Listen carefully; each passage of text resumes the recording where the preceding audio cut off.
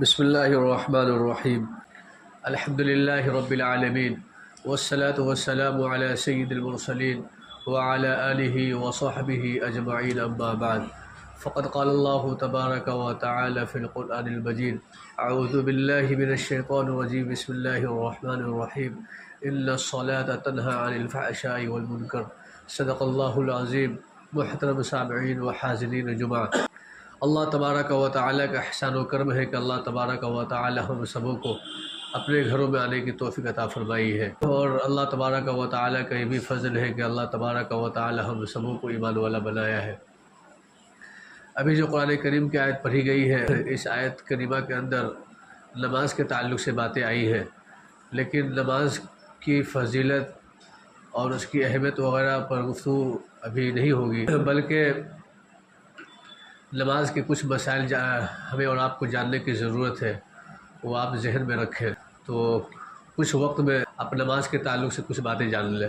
اور آپ نماز پڑھتے ہیں تو نماز کا پڑھنا اصل چیز یہ ہے کہ نماز آدمی سیکھ کر پڑھے۔ ایک آدمی نماز پڑھتا ہے لیکن بغیر سیکھے پڑھتا ہے، کچھ آتا جاتا نہیں ہے، بس بچوں کی طرح سامنے والے کو دیکھ کر وہ اپنے ہاتھوں کو حرکت کر کے تکبیر تحریمہ کے لیے ہاتھ اٹھاتا ہے اور ہاتھ باندھ لیتا ہے، اور گنگے کی طرح جو ہے ہاتھ باندھ کر یوں کھڑا رہتا ہے، اس لیے کچھ آتا ہے نہیں۔ پھر رکوع سجدہ کر کر وہ نماز اپنی مکمل کر لیتا ہے، حالانکہ وہ کچھ بھی نہیں پڑھا۔ تو ایک وہ نماز ہے، ایک وہ نماز جو آدمی سیکھے اور سیکھنے کے بعد پڑھے، تو دونوں کے اندر فرق ہے۔ بغیر سیکھے ہوئے اگر نماز پڑھی جائے اور وہ آدمی سیکھتا نہ ہو، سیکھنے کی کوشش نہ کرتا ہو، تو پھر وہ نماز نہیں ہے۔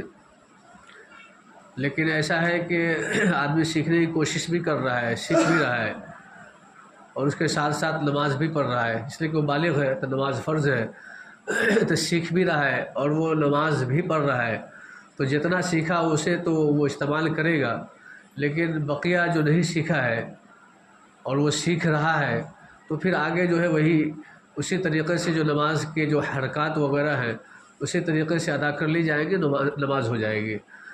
لیکن ایک آدمی ایسا ہے جو ہاتھ پر ہاتھ رکھ کر بیٹھا ہوا ہے، وہ سیکھتا ہی نہیں ہے، بس یوں دوسرے کو دیکھ کر جو ہے نماز اپنی مکمل کر رہا ہے، کیسے اٹھنا ہے، کیسے بیٹھنا ہے، سلام کیسے پھیرنا ہے، تو پھر یہ نماز نہیں ہے، یہ نماز قبول نہیں ہوگی۔ تو ہمیں اور آپ کو نماز سیکھنے کی ضرورت ہے۔ جیسے ہم اور آپ جو ہے دنیاوی اعتبار سے دنیاوی کام سیکھتے ہیں، کوئی بھی کام آدمی بغیر سیکھے ہوئے نہیں کرتا ہے، اور بغیر سیکھے ہوئے کوئی انسان جو ہے کامیاب نہیں سمجھا جاتا ہے، اور کوئی بھی دکان والا یا کوئی فیکٹری والا اس آدمی کو اپنے پاس نہیں رکھتا ہے، اس لیے کہ اسے کام ہی نہیں آتا ہے، وہ کاریگری میں نہیں رکھتا ہے، بس وہ ہیلپر کے طور پر تو رکھ لیتا ہے لیکن کاریگری میں نہیں رکھتا ہے۔ کاریگری میں اسی افراد کو رکھا جاتا ہے جسے کام آتا ہے، تو یہاں پر رکھنے کی بات ہے، تو یعنی اسی کو قبول کیا جاتا ہے جسے کاریگری آتی ہے۔ اسی طریقے سے اگر ہمیں اور آپ کو علم ہوگا اور اسی کے اعتبار سے ہم اور آپ نماز پڑھیں گے تو وہی نماز قبول ہوگی، لیکن بغیر سیکھے ہوئے نماز پڑھ رہے ہیں، کچھ آتا ہی نہیں ہے، بالکل یوں ہی کھڑے ہوئے ہیں مورتی کی طرح، تو پھر وہ نماز قبول نہیں ہوگی۔ تو سب سے پہلے اسے ہمیں اور آپ کو سیکھنے کی ضرورت ہے۔ سیکھیں گے کہاں؟ آپ اپنے علماء سے، آپ جس پر آپ کا اعتماد ہو آپ ان سے تعلق قائم کیجئے۔ اس لیے قرآن کریم خود فرماتا ہے فَاسْأَلُوا أَهْلَ الذِّكْرِ إِن كُنتُمْ لَا تَعْلَمُونَ، بس تم معلوم کر لو، اگر کوئی بات آپ کو معلوم نہیں ہے تو اہل علم سے، علم والے سے آپ معلوم کر لو۔ کوئی بات آپ کو معلوم نہیں ہے تو آپ اہل علم سے معلوم کر لیں۔ ایسا نہیں کہ بغیر معلوم کیے ہوئے آدمی جو ہے اس کام کو کرے۔ جیسے آدمی کوئی دنیاوی اعتبار سے کام کرتا ہے، جب کوئی بات معلوم سے نہیں ہوتی ہے کہ یہ تار وغیرہ کہاں لگے گا، کیسے لگایا جائے گا، تو اپنے سینئر سے پوچھتا ہے، اونچے والے سے پوچھتا ہے، تو یہاں پر وہ اپنے جاننے والے سے پوچھتا ہے۔ اسی طریقے سے ہمیں اور آپ کو اگر کسی بھی بات کا علم نہیں ہے تو ہم اپنے جاننے والے سے پوچھیں گے، اہل علم سے پوچھیں گے، علماء سے پوچھیں گے، امام سے پوچھیں گے، بغیر پوچھے ہوئے اور بغیر جانکاری کے آپ عمل کریں گے تو ہمارا اور آپ کا یہ عمل کرنا بے سود سمجھا جائے گا۔ کیا ہے؟ ہمارا اور آپ کا یہ عمل کرنا بے سود سمجھا جائے گا۔ لہٰذا ہمیں اور آپ کو سیکھنے کی ضرورت ہے۔ ہر ایک چیز انسان سیکھتا ہے، دنیاوی اعتبار سے ہر ایک چیز کو سیکھنے کی کوشش کرتا ہے، وہاں پر ہمیں اور آپ کو شرم نہیں آتی ہے، وہاں پر ہمیں اور آپ کو حیا نہیں آتی ہے کہ سامنے والا کیا کہے گا۔ لیکن جب شریعت کی بات آتی ہے، دین کی بات آتی ہے، تو فوراً حیا کی بات آ جاتی ہے اور شرم آتی ہے ہمیں اور آپ کو سیکھنے میں۔ یہ شرم جو ہے ہمیں اور آپ کو جنت میں نہیں بلکہ جہنم میں لے جائے گی۔ شرم جہاں پر آنی چاہیے وہاں پر شرم آتی نہیں۔ شرم جھوٹ بولنے میں آنی چاہیے، آدمی جھوٹ بولتا ہے، بے دھڑک بولتا ہے، وہاں پر شرم نہیں آتی۔ غیبت کرتا ہے وہاں پر شرم نہیں آتی۔ ایک دوسرے کو لڑانے کی کوشش کرتا ہے وہاں پر شرم نہیں آتی۔ اور کھڑے ہو کر رمضان میں کھڑے ہو کر یوں ہی پانی پیتا ہے دوسرے کے سامنے، وہاں پر شرم نہیں آتی۔ شراب پیتا ہے، شرم نہیں آتی۔ لیکن دین سیکھنا ہے، نماز سیکھنا ہے، وہاں پر شرم آتی ہے۔ یہ تو حماقت والی بات ہے۔ لہٰذا یہاں پر شرم کی کوئی ضرورت نہیں ہے، اور سیکھنے کے لیے عمر کی کوئی قید نہیں ہے۔ خواہ ہماری عمر جتنی بھی ہو جائے، 50 سے 55 سال کیوں نہ ہو جائے، لیکن سیکھنے کے لیے کوئی عمر قید نہیں ہے۔ آپ سیکھنے کی کوشش کریں۔ جب سیکھیں گے تو پھر آپ کی نماز کے اندر وہ آپ کو مزہ آئے گا، وہ ذائقہ سمجھ میں آئے گا۔ جو بغیر سیکھے ہوئے آپ نے جو نماز پڑھی ہے، دونوں میں آپ کو زمین و آسمان کا فرق ظاہری طور پر آپ کو سمجھ میں آئے گا۔ بہرحال اس میں سے کچھ باتیں ایسی ہیں جیسے ہم اور آپ نیت کرتے ہیں، تو نیت کے تعلق سے آدمی بسا اوقات بالکل پریشان ہوتا ہے۔ نیت کیسے کیا جائے، کیا کیا جائے؟ تو نیت کے تعلق سے بالکل سمپل چیز ہے کہ نیت آپ کے دل کے ارادے کا نام ہے۔ امام ابو حنیفہ رحمۃ اللہ علیہ سے پوچھا گیا کہ نیت کیا ہے؟ نیت ہے کیا؟ تو امام ابو حنیفہ رحمۃ اللہ علیہ فرماتے النیت قصد القلب، نیت دل کے ارادے کا نام ہے۔ کیا ہے؟ نیت جو ہے دل کے ارادے کا نام ہے۔ آپ نے نیت کی، دل کا ارادہ آپ کا ہوا کہ آپ ظہر کی نماز پڑھ رہے ہیں یا جمعے کی نماز پڑھ رہے ہیں، بس آپ کی نیت ہو گئی۔ الگ سے نیت جو بولتے ہیں زبان سے وہ ادا کرنے کی ضرورت نہیں ہے۔ لیکن اگر کوئی زبان سے ادا کرنا چاہتا ہے اور زبان سے ادا کرتا ہے، بہتر چیز ہے، تاکہ زبان اور دل دونوں کے اندر آپسی موافقت ہو جائے، بہتر چیز ہے۔ لیکن دل سے ارادہ کر لیا پھر بھی نماز ہو جائے گی۔ تو تو نیت کے تعلق سے آپ یہ سمجھیں کہ اگر زبان سے نیت کرنے آتا ہے تو کر لے، اگر نہیں کرنے آتا ہے تو اس میں الجھنے کی ضرورت نہیں ہے، بس دل کے ارادے کا نام نیت ہے۔ لیکن نیت بھی سیکھنے کی چیز ہے، تاکہ زبان سے بھی اس کی تصدیق ہو جائے، زبان سے بھی اس کا اقرار ہو جائے، زبان سے بھی آپ اسے ادا کریں۔ تو نیت بھی سیکھنے کی چیز ہے، آپ نیت سیکھیں۔ اس کے بعد یہ ہے کہ ہم آپ جب نیت کر لیتے ہیں تو کھڑے جو ہوتے ہیں، تو کھڑے ہونے کی صورتحال یہ ہے، ہم اور آپ اس طور پر کھڑے ہوتے ہیں، کھڑے ہونے کا کوئی طریقہ ہی معلوم نہیں ہے۔ کھڑے ہونے کا طریقہ یہ ہے کہ آپ کے پاؤں کی جو انگلی ہے بالکل قبلے کی طرف سیدھی ہوگی۔ آپ کے پاؤں کی انگلیاں جو ہے بالکل قبلے کی طرف سیدھی ہوگی۔ جب سیدھی ہوگی تو آپ کا پاؤں بھی سیدھا ہوگا۔ لیکن بعض احباب کو آپ دیکھیں گے اس طور پر وہ کھڑے ہوتے ہیں، انگلی کو اس طرف یا اس طرف گھما دیتے ہیں۔ یہ کھڑے ہونے کا طریقہ نہیں ہے۔ آپ اس طور پر کھڑے ہو کہ آپ کے دونوں پاؤں کی انگلیوں کا سرا کہاں ہو؟ قبلے کی جانب ہو۔ اور اس کے بعد یہ ہے کہ آپ فاصلہ کتنا رکھیں گے؟ تو فاصلے کے تعلق سے آپ یہ سمجھیں کہ آپ جو چلتے ہیں درمیانی قدم، چھوٹا چھوٹا قدم، اس چھوٹے قدم میں جو چال جو چلتے ہیں، بس وہی جو ہے آپ کے نماز کے اندر کھڑے ہونے کا طریقہ ہے۔ بعض یہ ہے کہ چار انگلیوں کے اندر دشواری پیدا ہو سکتی ہے۔ کیا دشواری پیدا ہو سکتی ہے؟ کہ 4 انگلی میں کھڑے ہونے کے نتیجے میں کچھ احباب ایسے ہوتے ہیں جن کو بالکل موٹے تازے ہوتے ہیں۔ کیا ہوتے ہیں؟ بالکل موٹے تازے ہوتے ہیں۔ وہ 4 انگلی کا فاصلہ اگر بیچ میں رکھے گا تو وہ ڈگمگائے گا، وہ ٹھیک سے کھڑا نہیں ہوئے گا، وہ ہلتا رہے گا۔ اس لیے اگر کوئی آدمی ایسا ہے، بالکل پتلا دبلا آدمی ہے کہ جو بآسانی کھڑا ہو سکتا ہے، تو 4 انگلی کا فاصلہ رکھے۔ لیکن اگر وہ فاصلہ 4 انگلی کا نہیں رکھ سکتا ہے تو آدمی جو چلتا ہے، جو چھوٹا قدم جو ہوتا ہے، اس درمیانی قد کا استعمال کرتے ہوئے آپ قدم کو جمائیں اور کھڑے ہوں۔ تاکہ آپ بالکل استقامت کے ساتھ کھڑے ہو جائیں، ڈما ڈول نہ ہو. کیا ہے؟ استقامت کے ساتھ کھڑے ہو جائیں، ڈما ڈول نہ ہو. بعض احباب ایسے ہوتے ہیں ان کو ایک بھوت سوار ہوتی ہے، وہ کھڑے ہوتے ہیں کس طور پر؟ ایک پاؤں پر کھڑے ہوتے ہیں، نیت باندھ لی، ہاتھ باندھا، ہاتھ باندھنے کے بعد داہنا پاؤں کو اس طریقے سے دبا دیا، بائیں پاؤں کو بالکل کھڑا کر دیا. یہ طریقہ صحیح نہیں، یہ مکروہ طریقہ ہے. اور پھر اس کے بعد پھر بائیں پہ وزن ڈال دیا.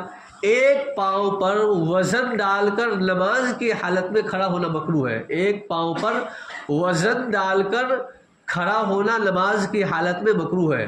نہ داہنے پاؤں کو دبا کر اور بائیں پاؤں کو کھڑے ہو کر کھڑا ہوا جائے گا، نہ بائیں پاؤں کو دبا کر اور دائیں پاؤں کو اٹھا کر ہلکا کر کے کھڑا ہوا جائے گا. یہ طریقہ صحیح نہیں، یہ مکروہ طریقہ ہے. بلکہ بالکل دونوں پاؤں کو آپ جمائیں اور دونوں پر آپ بالکل ہمسائی طور پر، یعنی کہ بالکل ہما وزن، یعنی دونوں کا وزن برابر دونوں پاؤں پر ہو.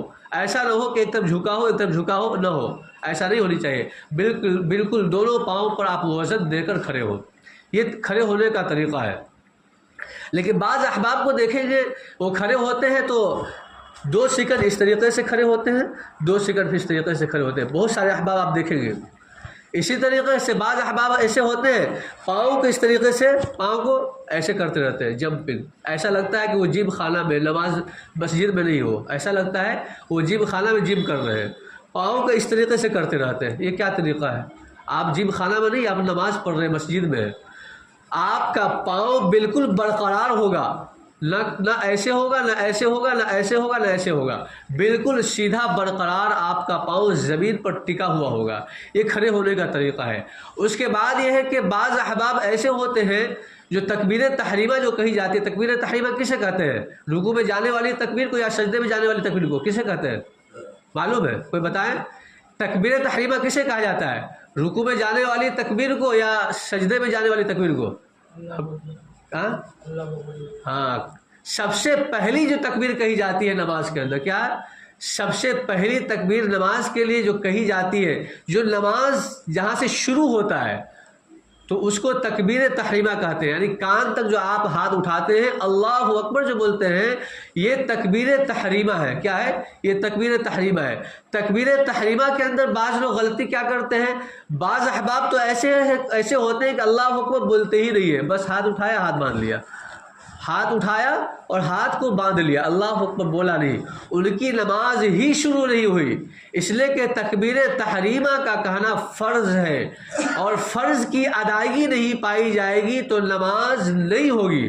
فرض کی ادائیگی نہیں پائی جائے گی تو نماز نہیں ہوگی. تو بعض احباب ہوتے ہیں کہ ہاتھ اٹھاتے ہیں، ہاتھ اور باندھ لیتے ہیں، اور تکبیر تحریمہ یعنی اللہ اکبر نہیں کہتے ہیں.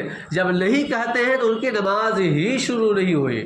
بعض احباب ایسے ہوتے ہیں تکبیر تحریمہ کہتے ہیں، یعنی اللہ اکبر بولتے ہیں، لیکن بولنے کے اندر غلطی کر بیٹھتے ہیں. کیا کرتے ہیں؟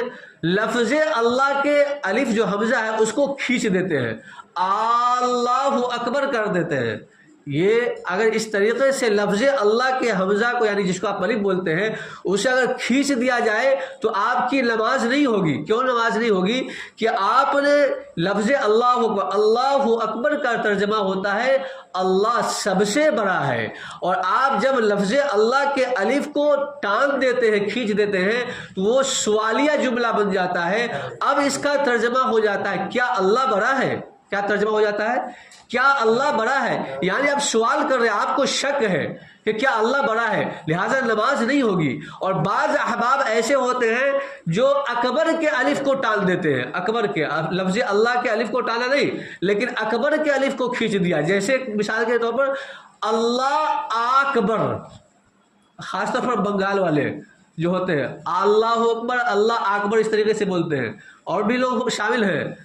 لیکن اگر کوئی افراد ایسے ہو کہ لفظ اللہ اکبر کے اکبر کے الف کو ٹانگ دیا، کھینچ دیا، ان کی بھی نماز نہیں ہوگی. اور مطلب وہی ہوگا، لیکن ترجمہ اس طور پر ہوگا اللہ کیا بڑا ہے. اگر اللہ کے الف کو ٹانا گیا تو ترجمہ ہوگا کیا اللہ بڑا ہے. اگر اکبر کے الف کو ٹانا گیا تو ترجمہ ہوگا اللہ کیا بڑا ہے. لیکن دونوں کا مطلب ایک ہی ہو گیا کہ ہمیں اور آپ کو اللہ کے بڑے ہونے میں شک ہے، لہٰذا نماز نہیں ہوگی. کیا ہے؟ نماز نہیں ہوگی. لہٰذا لفظ اللہ اکبر کو بھی سیکھنے کی ضرورت ہے. نماز کے اندر پڑھے جانے والی چیزوں کے سیکھنے کے ساتھ ساتھ لفظ اللہ اکبر کو بھی سیکھنے کی ضرورت ہے کہ آپ اللہ اکبر کیسے بولے. آپ اللہ اکبر بالکل صحیح اس کا تلفظ ہونی چاہیے. اسی کے ساتھ ساتھ بعض احباب ایسے ہوتے ہیں جس کو بہت زیادہ جلدی ہوتی ہے. کیا ہوتا ہے؟ بہت زیادہ جلدی ہوتی ہے. وہ امام کی تکبیر تحریمہ کے ختم ہونے سے پہلے مقتدی کی تکبیر تحریمہ ختم ہو جاتی ہے. امام نے کہا اللہ اکبر نہیں کہا، بڑھ تک نہیں گئے، اللہ کہا کہ مقتدی نے کہہ دیا اللہ اکبر. ان کی نماز نہیں ہوگی، ان کی بھی نماز نہیں ہوگی. نماز یہاں پر کیوں نہیں ہوگی؟ اس لیے کہ امام کی اقتدا نہیں پائی گئی، امام کی پیروی نہیں پائی گئی. جب جماعت کے ساتھ نماز پڑھی جاتی ہے تو وہاں پر امام کی اقتدا ضروری ہے. یہاں پر امام کی اقتدا نہیں پائی گئی. آپ امام سے پہلے جو ہے لفظ اللہ اکبر کی ادائیگی کر لیے، جس کی وجہ سے آپ امام کے مقتدی نہیں رہے، بلکہ آپ تو مقتدا بننے کی، امام بننے کی کوشش کر لیے. لہٰذا ان کی بھی نماز نہیں ہوگی. یہاں بہتر طریقہ کیا ہے؟ بہتر طریقہ یہ ہے کہ امام کے تکبیر تحریمہ کے ساتھ ساتھ مقتدی کی بھی تکبیر تحریمہ ختم ہونی چاہیے. بہتر طریقہ کیا ہے؟ بہتر طریقہ یہ ہے کہ امام کی تکبیر تحریمہ کے ساتھ ساتھ مقتدی کی بھی تکبیر تحریمہ ختم ہونی چاہیے. اگر امام کی تکبیر تحریمہ کے ساتھ ساتھ مقتدی کی تکبیر تحریمہ ختم نہیں ہوتی ہے تو کم از کم امام کی تکبیر تحریمہ کے ختم ہونے کے بعد امام کی مقتدی کی تکبیر تحریمہ ختم ہونی چاہیے.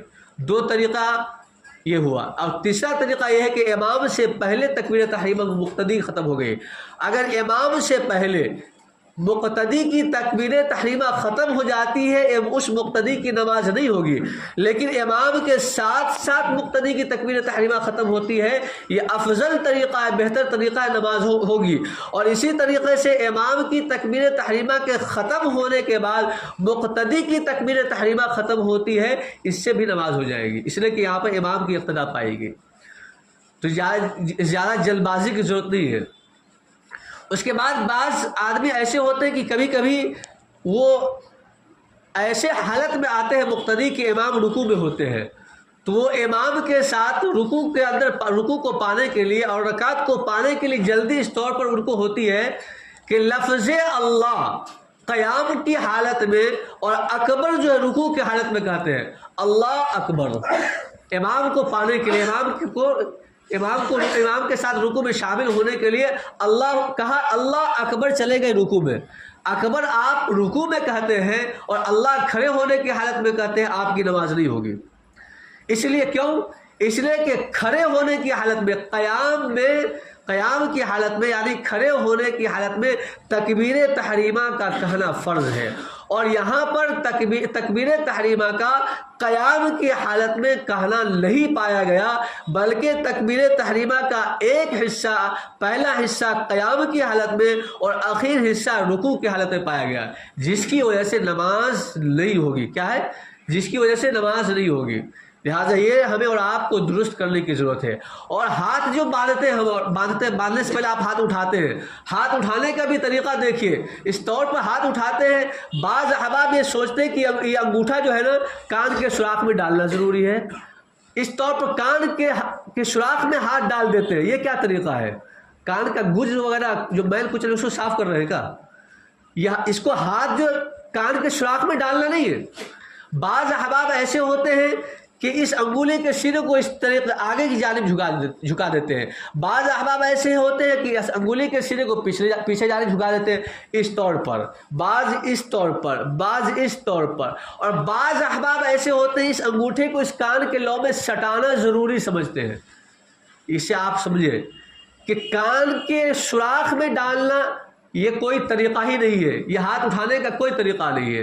اور اس طریقے سے پیچھے جانب ہاتھ کو جھکا دینا یہ بھی کوئی طریقہ نہیں، غلط طریقہ ہے. اور آگے کی جانب جھکا دینا یہ بھی غلط طریقہ ہے. رہی بات ہاتھ کہاں تک اٹھایا جائے، تو یہ کان کا جو لو ہے نا آپ کا، یہ جو بالکل سافٹ جو ہے کان کا یہ لو، یہاں تک اس کے برابر آپ کو ہاتھ اٹھانا ہے. لیکن اس میں سٹانا ضروری نہیں ہے. بعض احباب سوچتے ہیں سٹانا ضروری ہے.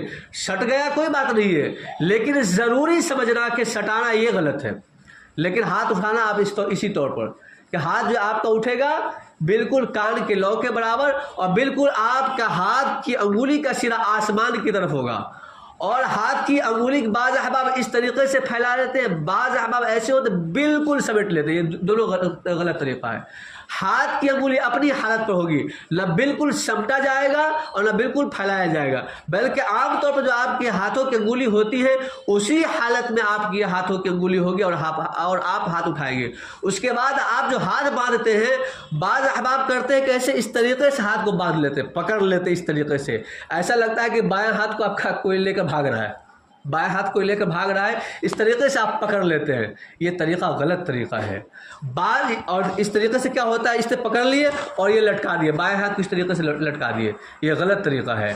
صحیح طریقہ کیا ہے, آپ کی جو چھوٹی انگلی ہے دائیں ہاتھ کی اور انگوٹھا, ان دونوں سے حلقہ بنائیں, اور بائیں ہاتھ کا یہ کلائی جو ہے, کلائی ہڈی جو ہے, یہ کلائی جو ہے گٹا, اس گٹے کو آپ پکڑیں, اس طور پر پکڑیں. پکڑنے کے بعد 3 انگلی جو بچتی ہے اس بائیں ہاتھ کے اوپر رکھ دیں, اور یہ ہاتھ جو ہے آپ کا بالکل اس کے برابر ہوگا. کیسے ہوگا, بالکل یہ برابر ہوگا, ایسے نہیں, بالکل اس طریقے سے. یہ ہاتھ باندھنے کا طریقہ ہے, لیکن اس میں بھی بہت سارے لوگ غلطی کرتے ہیں. اس کے بعد یہ ہے, بعض احباب ایسے ہوتے ہیں کہ امام سے پہلے رکوع میں چلے جاتے ہیں. ان کو بھی جلدی ہوتی ہے, دکان کھولنا ہوتا ہے, پتہ نہ کیا کرنا ہوتا ہے, وہ امام سے پہلے رکوع میں چلے جاتے ہیں. تو اس کے تعلق سے آپ کئی باتیں سمجھیں. ایک بات یہ کہ ایک مقتدی ایسا ہے جو امام کے رکوع میں جانے سے پہلے وہ رکوع میں چلا گیا, اور امام رکوع میں گیا بھی نہ تھا, جا ہی رہا تھا کہ وہ مقتدی پھر اٹھ گیا. ان کی نماز نہیں ہوگی. پھر سے امام کے ساتھ رکوع کرنا ضروری ہے, اس لیے کہ رکوع کرنا فرض ہے, اور امام کی اقتداء رکوع میں نہیں پائی گئی, لہذا نماز نہیں ہوگی. لیکن کوئی احباب ایسا ہے جو امام سے پہلے رکوع میں گیا, امام سے پہلے رکوع میں گیا, اور امام بعد میں رکوع میں گیا, اور امام کے ساتھ وہ شریک ہو گیا, پھر وہ رکوع سے اٹھا, ان کی نماز ہو جائے گی.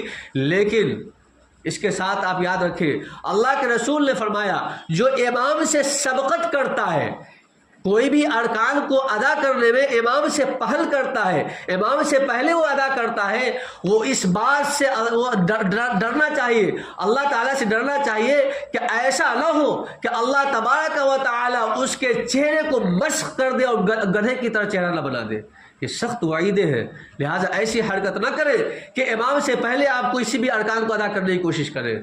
یہ چیز ایسی ہے جسے جاننے کی ضرورت ہے. اس کے علاوہ ہی بہت ساری چیزیں ہیں جو ہمیں اور آپ کو جاننے کی ضرورت ہے, جسے ہمیں اور آپ کو جاننے کی ضرورت ہے. اسی طریقے سے بسا اوقات ایسا ہوتا ہے کہ ہم اور آپ نماز پڑھ رہے ہیں اور رکوع میں ہیں, رکوع میں اٹھے تو کیا بولنا تھا, کیا بولیں گے رکوع سے اٹھیں گے تو اللہ اکبر, سمع اللہ لمن حمیدہ بولتے ہیں. لیکن کوئی احباب ایسا ہے کہ سمع اللہ لمن حمیدہ کی جگہ اللہ اکبر بول دیا, تو کیا ان کی نماز ہوگی یا نہیں ہوگی؟ کیا آپ کا خیال ہے, نماز ہوگی؟ نماز ہو جائے گی. کیا ہے, نماز ہو جائے گی. نماز کیوں ہو جائے گی کہ سمع اللہ لمن حمیدہ کا بولنا پڑھنا سنت ہے, واجب فرض نہیں ہے, اور سنت کے اندر غلطی کی وجہ سے نماز فاسد نہیں ہوتی ہے, نماز فاسد نہیں ہوتی, لہٰذا نماز ہو جائے گی. اس کے علاوہ بھی بہت ساری غلطیاں ہوتی ہیں جو ہم اور آپ سے نماز کے اندر ہو جاتی ہے. تو ہمیں اور آپ کو یہ نماز سیکھنے کی ضرورت ہے, بغیر سیکھے پڑھنے کی ضرورت نہیں ہے. بعض احباب ایسے ہوتے ہیں کہ ہم اور آپ نماز پڑھتے ہیں, کچھ پڑھنا نہیں آتا, کچھ علم نہیں ہے, بالکل نماز ہاتھ وغیرہ باندھ لیے اور گنگے کی طرح کھڑے ہوئے. اللہ نے زبان دی ہے, اس زبان کا استعمال کرے اور اس زبان سے پڑھنے کی کوشش کرے. جو چیز پڑھنے کا حکم ہے نماز کے اندر وہ پڑھے, جو چیز نماز کے اندر پڑھنے کا حکم ہے وہ ہمیں اور آپ کو پڑھنی چاہیے. اور پڑھیں گے کب؟ جب تک سیکھیں گے نہیں, اس وقت تک پڑھیں گے نہیں. یہ سیکھنے کی ضرورت ہے. اور سیکھنے کے لیے ہم اور آپ جو ہے اپنے امام سے تعلق قائم کریں. لیکن ہماری صورتحال یہ ہے ہم امام سے تعلق قائم کیسے کریں گے؟ جب نماز کے لیے آئیں گے تب تو. نماز کے لیے تو آتی ہی نہیں تو امام سے تعلق کیا قائم کریں گے؟ کوئی چیز معلوم کرنا ہوتا ہے فون پر معلوم کر لیتے ہیں لیکن آتے نہیں ہے. اب صحابہ کا طریقہ دیکھیے. صحابہ کا طریقہ یہ تھا کوئی بھی چیز سیکھنے کے لیے کسی چیز کا علم حاصل کرنے کے لیے میلوں میل کا سفر طے کرتے تھے اور جا کر ان کے گھر پر ان کے دروازے پر پڑ جاتے تھے اور وہاں پر بیٹھ جاتے تھے. ان کے آنے کا انتظار کرتے تھے, دروازہ بھی نہیں کھٹکھٹاتے تھے ادب کے نتیجے میں جسے سیکھا جائے. لیکن ہماری صورتحال یہ ہے کہ امام سے سیکھیں گے امامے کے پیچھے پڑ جائیں گے. کیا ہے ہوتا ہے نا, امام سے سیکھا امامی کے پیچھے پڑ گئے. یہ غلط طریقہ ہے. آپ یہ وہی طریقہ ہو گیا نا کہ آپ جس پلیٹ میں کھا رہے ہیں اسی میں سراغ کر رہے ہیں. کیا ہے, جس پلیٹ میں کھا رہے ہیں اسی میں سراغ کر رہے ہیں. لہٰذا امام کا ادب و احترام بھی ضروری ہے. جب تک ادب و احترام نہیں ہوگا علم نہیں آئے گا. جب تک علم نہیں آئے گا نماز درست نہیں ہوگی. اور اسی طریقے سے نماز پڑھتے رہیں گے اور پڑھتے پڑھتے غلط طریقے سے نماز پڑھتے پڑھتے ہماری وفات ہو جائے گی. اور جب ہماری نماز کی پیشی ہوگی تو پرانے کپڑے کی طرح لپیٹ کر ہمارے منہ پر مار دیا جائے گا کہ وہ نمازی نہیں ہے. کیا ہے, وہ نمازی نہیں سمجھی جائے گی, وہ نمازی قبول نہیں ہوگی. لہٰذا آپ تمام احباب جو سیکھنے کی کوشش کریں. بہت سارے احباب ایسے ہیں جو سیکھنے کی کوشش کرتے ہیں اور سیکھتے بھی ہیں. بعض احباب ایسے بھی ہیں جسے کچھ بھی پڑھنا نہیں آتا تھا لیکن الحمدللہ انہیں بہت سارا چیز جو ہے پڑھنے بھی آ گیا اور نماز کے طریقے بھی معلوم ہو گئے. وہ انہیں کب آیا, ان میں سے ایک شبیر بھائی بھی ہیں, انہیں دعائے معصورہ وغیرہ یاد نہیں تھا. انہوں نے مجھ سے سیکھا, ان کو میں نے بھیجا کہ آپ اس طریقے سے سیکھیے. انہوں نے سیکھا, انہیں یاد ہو گیا. وہ آتے تھے نماز میں آتے تھے مجھے سنا دیتے تھے, 2 لفظ یاد کر کے آتے تھے سنا دیتے تھے. تو سیکھنا پڑے گا. بغیر سیکھے ہوئے کوئی آدمی چاہے گا کہ ہم وہ چیز حاصل کر لیں, یہ ہماری اور آپ کی بیوقوفی ہے. لہذا شرط یہ ہے کہ ہم اور آپ سیکھیں. اللہ تعالیٰ سے دعا ہے اللہ تعالیٰ ہمیں اور آپ کو سیکھ کر نماز پڑھنے کی توفیق عطا فرمائے. آمین یا رب العالمین. وآخر دعوانا الحمدللہ رب العالمین.